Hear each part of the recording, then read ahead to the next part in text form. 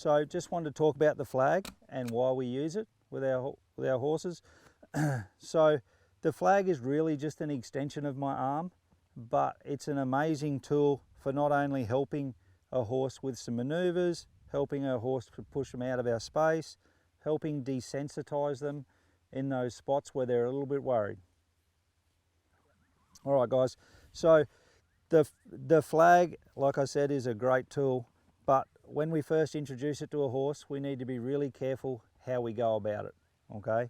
So our horse has a number of blind spots, and if we introduce this flag wrong, like if we just plop it down on the ground all the time and we're not real aware of where it is before we know our horse is good in their blind spots, we can get our horse to distrust us because of the way we use something that they're scared of. All right, so number one, when we're going to introduce our horses to a flag, to start with, if we don't know what they're like, we might just tie it up in a knot. All right, keep yourself safe. If I'm not doing anything with my horse, I might just sit the handle down on the ground, not the flag. Then when I go to use it, I'm going to hold the handle because that's what it's there for.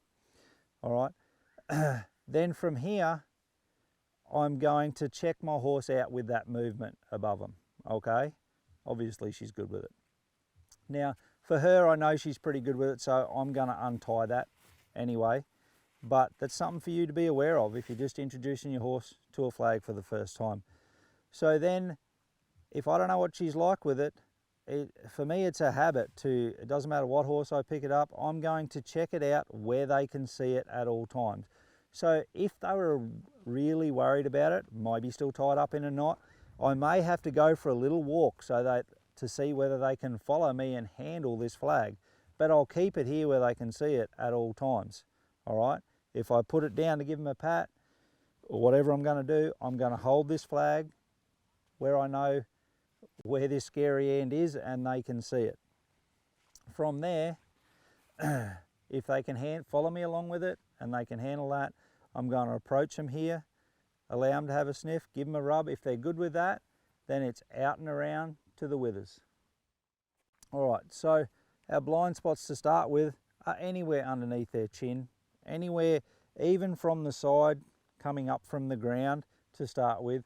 It's hard for them to see. So you definitely want to stay out from underneath the chin and then in motion coming up from behind them.